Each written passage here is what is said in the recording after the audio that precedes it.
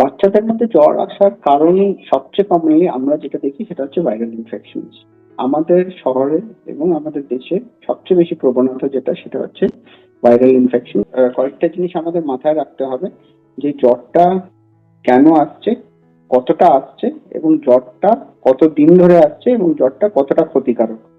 ঠিক আছে? তো নাম্বার ওয়ান, আমাদের যেটা দেখতে হবে সেটা হচ্ছে জ্বরটা কেন আসছে। বেশিরভাগ ক্ষেত্রে যেটা আমি বললাম, জ্বরটা যেহেতু ভাইরাল ইনফেকশন এর জন্য আসে, সেই জন্য আমাদের খেয়াল রাখতে হবে যে কোন জ্বরটাকে কতটা গুরুত্ব দিয়ে চিকিৎসা করবো এবং সবসময় ডাক্তারের কাছে দৌড়াবো কিনা। জ্বর ইদানিংকালে আমরা যেটা দেখছি ভাইরাল ইনফেকশন জ্বর আসছে, বেশিরভাগ বাচ্চাদের জ্বর 100 থেকে 102 এর ভেতর ভেরি করছে। কারো কারো জ্বরটা 103-4-এও চলে যাচ্ছে। তো সেক্ষেত্রে আমরা অতি অবশ্যই জ্বরের চিকিৎসা করতে হবে এবং আমাদের বুঝতে হবে জ্বর একটা সিমটম মাত্র। আন্ডারলাইন কোনো একটা ইলনেস বা কোনো একটা অসুস্থতার একটা বহিঃপ্রকাশ।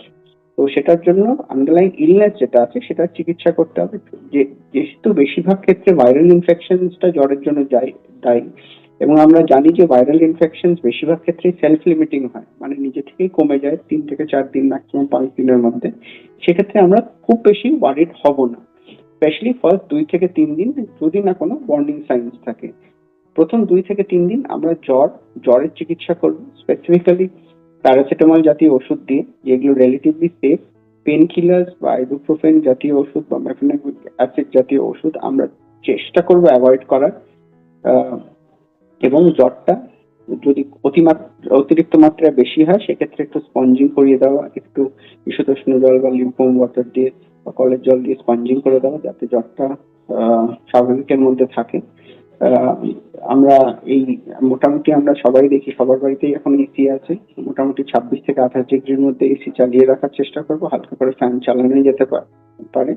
এবং বাচ্চা যাতে জ্বরের মধ্যে স্বাভাবিক লিকুইড ইনটেক করে বা ফ্লুইড ইনটেক করে সেটা আমাদের দেখতে হবে, বাচ্চা যাতে ডিহাইড্রেটেড না হয়ে যায়। খাবারের মধ্যে আমাদের অতি অবশ্যই চিন্তা রাখতে হবে যে বাচ্চা এই জ্বরের মধ্যে খেতে চাইবে না হয়তো খুব একটা। সেই জন্য আমরা সবসময় চেষ্টা করব যে বাচ্চা মিনিমাম যেটুকু নর্মাল বাড়ির খাবার, হালকা করে ডাল, রাইস, খিচুড়ি এগুলো যদি অফার করা হয়, যে যতটুকু খায় সে 3 চামচ 4 চামচ যাই খাক, ফোর্স করবো না, কারণ ফোর্স করলে আবার বাচ্চাদের বমি করার একটা টেন্ডেন্সি থাকে। সুতরাং মিনিমাল আমরা খাবার এবং অ্যাডিকুয়েট পরিমাণ যাতে জল খায় এটা আমাদের দেখতে হবে।